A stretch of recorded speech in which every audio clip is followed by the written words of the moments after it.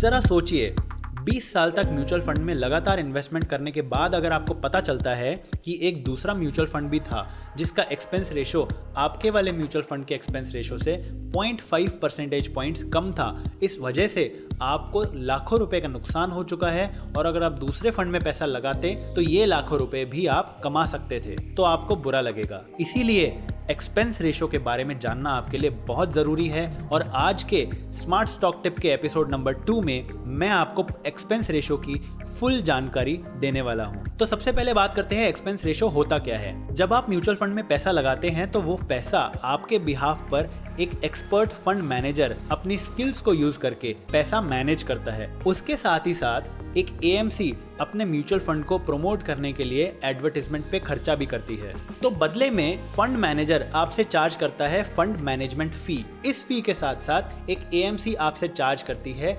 Distributors commission, registration fee, advertisement expenses. ये सारे ही खर्चों को मिला करके जो बनता है उसे हम बोलते हैं एक्सपेंस रेशो, जो कि आपकी इन्वेस्टमेंट अमाउंट का एनुअल परसेंटेज के रूप में डिडक्ट हो जाता है। अब ये परसेंटेज सेबी गाइडलाइन के अनुसार इक्विटी म्यूचुअल फंड्स में अधिकतम जा सकता है 2.5% और डेट म्यूचुअल फंड्स में अधिकतम जा सकता है 2.25%। नोट करने वाली बात यह है कि ये 2.5% भले ही आपके इन्वेस्टमेंट अमाउंट का एक एनुअल परसेंटेज होता है, पर ये जब कटता है तो डेली बेसिस पर कटता है। मान लीजिए आपने आज 100 रुपए का इन्वेस्टमेंट किया है म्यूचुअल फंड में, तो इससे पहले कि आपका पैसा म्यूचुअल फंड में इन्वेस्ट हो उससे पहले आज ही आपका एक्सपेंस रेशो काट लिया जाएगा। और मान लीजिए एक्सपेंस रेशो है 2%, तो 100 रुपए पे 2% डिवाइडेड बाय 365 डेज, ये आपका आज का एक्सपेंस रेशो कट हो चुका है। ये कट करने के बाद जो पैसा बचता है उस पैसे से आपका म्यूचुअल फंड इन्वेस्टमेंट स्टार्ट होता है। तो इसका इंडिकेशन क्या हुआ कि जो म्यूचुअल फंड की एनएवी होती है, यानी म्यूचुअल फंड के एक यूनिट का जो प्राइस होता है, वो तभी कैलकुलेट होता है जब आपका पहले एक्सपेंस रेशो कट चुका होता है। तो अगर आप किसी भी वेबसाइट पर या फिर न्यूज़ में अगर ये देखते हैं कि इस पर्टिकुलर म्यूचुअल फंड पे 15% का प्रॉफिट हुआ है एनएवी पर, यानी वो एक्चुअल प्रॉफिट है, उतना पैसा आप सही में कमा लेंगे, क्योंकि एनएवी कैलकुलेट करने से पहले ही एक्सपेंस रेशो काट लिया जाता है, उसके बाद कुछ नहीं कटता। तो डेली बेसिस पर आपका जो भी इन्वेस्टमेंट अमाउंट रहता है उस पर एक्सपेंस रेशो डेली कट जाता है। अब दोस्तों, सुनने में आपको 2.5% ज्यादा नहीं लग रहा होगा, और अगर आप एक साल का कैलकुलेट भी कर लेंगे कि आपने एक साल में 1 लाख रुपए इन्वेस्ट करे हैं और ऐसे म्यूचुअल फंड में डाले हैं जिसकी एक्सपेंस रेशो 2% है, तो आप कैलकुलेट करके ये निकाल लेंगे कि 2000 रुपए का एक्सपेंस रेशो आपको देना पड़ेगा, जो कि ज्यादा बड़ी बात नहीं है। पर जो चीज आप भूल रहे हैं वो है power of compounding. Power of compounding ही एक वजह है जिसकी वजह से आप म्यूचुअल फंड में अपना पैसा लगाते हैं और इसकी मदद से आप वेल्थ क्रिएट करना चाहते हैं। तो जरा सोचिए, एक्सपेंस रेशो भी कंपाउंड हो रहा है। आपकी इन्वेस्टमेंट हर साल सेम नहीं रहेगी, वो बढ़ जाएगी, और बढ़ी हुई इन्वेस्टमेंट पर डेली बेसिस पर जो आपका एक्सपेंस रेशो कटता है वो साल दर साल मिला करके जब आप एंड में अपना म्यूचुअल फंड फाइनली सेल कर देते हैं, तब जब आप कैलकुलेट करते हैं कि इतने सालों में आपने टोटल कितना एक्सपेंस रेशो पे कर दिया है, तो नंबर लाखों में आता है और ये आपका नुकसान हो सकता है। एग्जाम्पल के लिए मैं आपको 2 सिनेरियो बताता हूं, म्यूचुअल फंड ए और mutual fund B. Mutual fund A में एक्सपेंस रेशो कटता है 2.5% और म्यूचुअल फंड बी में एक्सपेंस रेशो कटता है 1%। आपने दोनों ही म्यूचुअल फंड में 1 लाख रुपए का इन्वेस्टमेंट किया है और रेट ऑफ रिटर्न है 12%। तो 15 साल के बाद म्यूचुअल फंड ए में आपको मिलेंगे 3,74,400 रुपए, और म्यूचुअल फंड बी जिसका एक्सपेंस रेशो 1% ही था उसमें आपको मिलेंगे 4,70,700 रुपए। यानी अगर आप म्यूचुअल फंड ए में इन्वेस्ट करते हैं, म्यूचुअल फंड बी में इन्वेस्ट नहीं करते हैं, तो आपकी कमाई में 20% का लॉस है। इसी 2.5% वाले म्यूचुअल फंड को मैं अगर एक म्यूचुअल फंड सी से कंपेयर करूं जिसमें 0% का एक्सपेंस रेशो लगता है, तो आपकी कमाई में 32% का लॉस है। यानी 100 रुपए के प्रॉफिट पर 32 रुपए तो एक्सपेंस रेशो ही ले जाएगा। अगर आप एसआईपी से समझना चाहते हैं तो एग्जाम्पल के लिए मान लीजिए 2 म्यूचुअल फंड है, म्यूचुअल फंड ए और mutual fund B. Mutual fund A में लगता है एक्सपेंस रेशो 1.29% का और म्यूचुअल फंड बी में एक्सपेंस रेशो लगता है 2.15% का। दोनों में ही एक्सपेक्टेड रेट ऑफ रिटर्न है मान लीजिए 12%, और आप 25 साल के लिए 5,000 रुपए की मंथली एसआईपी चलाना चाहते हैं।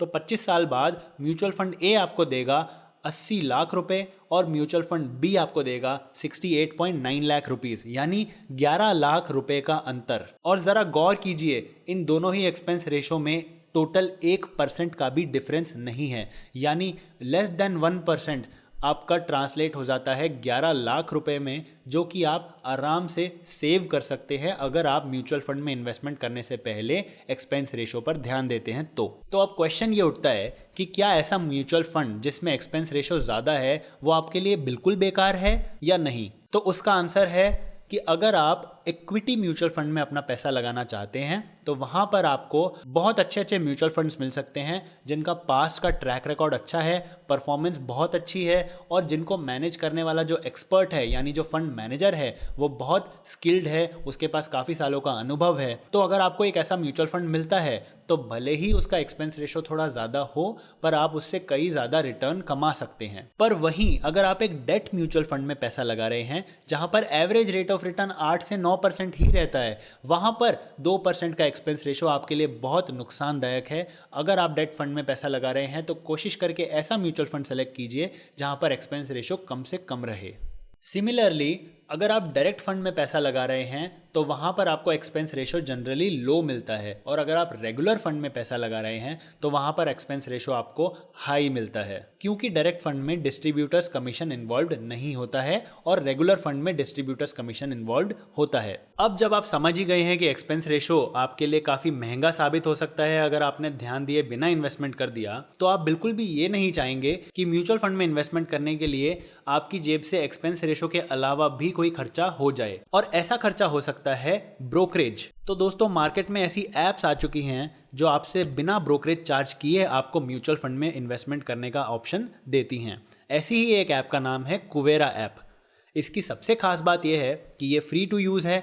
दूसरी खास बात यह है कि आप इसमें अपने सारे फैमिली मेम्बर्स का इन्वेस्टमेंट एक साथ मर्ज करके उसे मैनेज कर सकते हैं, तो आपके लिए काफ़ी आसान हो जाता है अपने इन्वेस्टमेंट्स को ट्रैक करना। अगर आप डिस्क्रिप्शन में दिए गए लिंक के थ्रू इस ऐप को डाउनलोड करते हैं और कूपन कोड टाइप करते हैं LLAYT तो आपको 100 पॉइंट्स मिल जाएंगे, जिसको यूज़ करके आप ऐप के कुछ प्रीमियम फीचर्स जिसके लिए अदरवाइज पैसे देने पड़ते वो फ्री में खरीद सकते हैं। अगर आपको हमारा वीडियो पसंद आया है तो प्लीज़ लाइक का बटन दबाइए और हमारे चैनल को सब्सक्राइब करके बेल आइकन भी दबा दीजिए, क्योंकि ऐसे इंपॉर्टेंट वीडियोस, स्पेशली वो जिनसे आपका लाखों रुपए का पैसा बच सकता है, वो वीडियोस हम इस चैनल पे रेगुलरली डालते रहते हैं। जाते जाते आज के सवाल का जवाब दे दीजिए। जीतने वाले किसी एक विनर को मिलेगा 51 रुपए का पेटीएम कैश, जिसका रिजल्ट हम ब्लॉग पे पब्लिश करते हैं, जिसका लिंक आपको डिस्क्रिप्शन में मिलेगा। अगर आप हमसे लाइव बातचीत करना चाहते हैं तो इंस्टाग्राम पे फॉलो करना बिल्कुल भी मत भूलिए। हर संडे वहाँ पर लाइव सेशन कंडक्ट होता है। और अगर आप वीडियो आने से पहले ही लेटेस्ट डॉक्यूमेंट्स एंड अपडेट्स पाना चाहते हैं तो टेलीग्राम ऐप डाउनलोड करके लेबर लॉ एडवाइजर सर्च करें और ग्रुप को ज्वाइन कर लीजिए। और लेबर लॉ एडवाइजर के सभी सब्सक्राइबर्स जिन्होंने ज्वाइन बटन पर क्लिक करके एक मेंबरशिप ली है, उन्हें हम बहुत बड़ा थैंक यू बोलना चाहते हैं, क्योंकि आप लोगों की वजह से हमें सपोर्ट मिलता है नए वीडियोस क्रिएट करने का।